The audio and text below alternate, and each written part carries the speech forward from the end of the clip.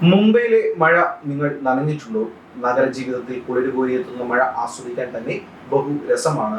കേരളത്തിലെ മഴക്കാഴ്ചകളിൽ നിന്നും ഏറെ വിഭിന്നമാണ് മുംബൈയിലെ മഴ.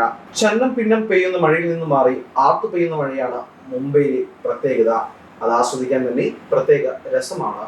കനത്ത ചൂടിൽ കൊടുംതണുപ്പിൽ അതിതീവ്രമായ മഴയാണ് മുംബൈയിൽ പെയ്തിറങ്ങുന്നത്. മുംബൈയിലെ താഴ്ന്ന പ്രദേശങ്ങളിൽ ധാരാവി പോലുള്ള ചേരികളിൽ വെള്ളക്കെട്ടുകൾ നിറഞ്ഞ് മഴയെ ആസ്വദിക്കുന്നത് തന്നെ വളരെ രസകരമായ ഒരു കാഴ്ചയാണ്. ജൂൺ മാസമാകുമ്പോൾ തന്നെ മുംബൈ ഗേറ്റിലെ പാതയോരങ്ങളിൽ കുടകളും ഗംബൂട്ടുകളും വിൽക്കുന്നവരും എത്തിക്കഴിഞ്ഞിരിക്കും. മുംബൈയിൽ മഴക്കാലം വരുന്നത് കാണാൻ തന്നെ രസമാണ്. ആ ഒരു അനുഭവം ഒരിക്കലും നഷ്ടപ്പെടുത്തരുത്.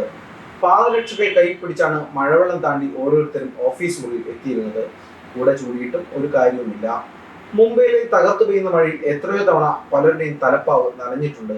ഇംപ്രഷൻസ് ഓഫ് ബോംബെ എന്ന കുറിപ്പിൽ മനോഹരമായി ഖുഷ്വന്ത് സിംഗ് മഴ പെയ്തിറങ്ങുന്ന മുംബൈ നഗരത്തെക്കുറിച്ച് വിവരിച്ചിട്ടുണ്ട്.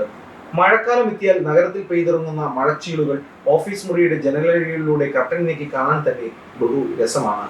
മുംബൈയിലെ പ്രശസ്തമായ മുസ്ലിം ആരാധനാലയമാണ് ഹാജി അലി.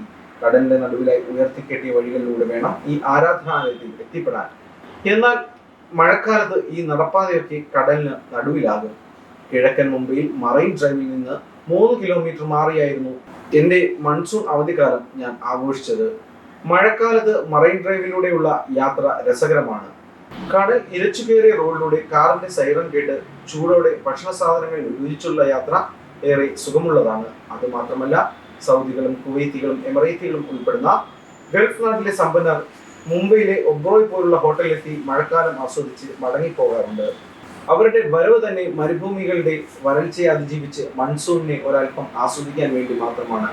മഴയുടെ ഭാഗമായി കാറും കോളുകളും വന്നു കഴിഞ്ഞാൽ കപ്പൽ ഉലഞ്ഞു നീങ്ങുന്നത് മുംബൈ നഗരത്തിൽ ജൂഹു സായാഹ്നങ്ങളിൽ കണ്ടു രസിക്കാൻ നല്ല രസമാണ്. പറഞ്ഞു വന്നത് മറ്റൊന്നുമല്ല, സിനിമാ വേദിയിൽ നൂതനമായ പരീക്ഷണങ്ങൾ അവതരിപ്പിച്ച ആളാണ് മണിരത്നം.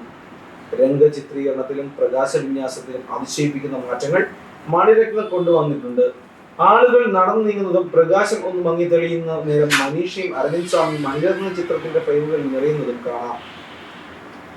മൺസൂൺ കാലത്ത് വമ്പൻ തിരമാലകൾ കരയിലേക്ക് പാഞ്ഞെടുക്കുന്നതും ബോംബെ എന്ന ചിത്രത്തിൽ മണിരത്നം ഉപയോഗപ്പെടുത്തിയിട്ടുണ്ട്. അത്തരത്തിൽ ചിത്രീകരിച്ച ഒരു ഗാനമാണ് പൂക്കെന്ന പൂട്ട് എന്ന ബോംബെ ചിത്രത്തിലെ ഗാനം. ചിത്രീകരണത്തിൽ ബ്ലൂ ഫിൽറ്റർ ക്യാമറയിൽ ഉപയോഗപ്പെടുത്തിയിരിക്കുന്നത് കാണാം. അതാണ് പ്രധാന ഭംഗി. മലയോര ഗ്രാമമായ രത്നഗിരിയിൽ മൺസൂൺ എത്തുമ്പോൾ തന്നെ മുംബൈ നഗരം മഴക്കാലത്തെ വരവേൽക്കാൻ സജ്ജമാകും.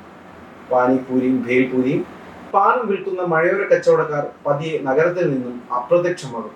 അതെ, കൈകൾ കോർത്തു പിടിച്ച് മഴയെ ആസ്വദിക്കാൻ എത്തുന്നവരുടെ ഒരു ഉത്സവ കാഴ്ചയാണ് ജുഹുവിൽ പിന്നാലെ കാണാൻ സാധിക്കുകയാണ്.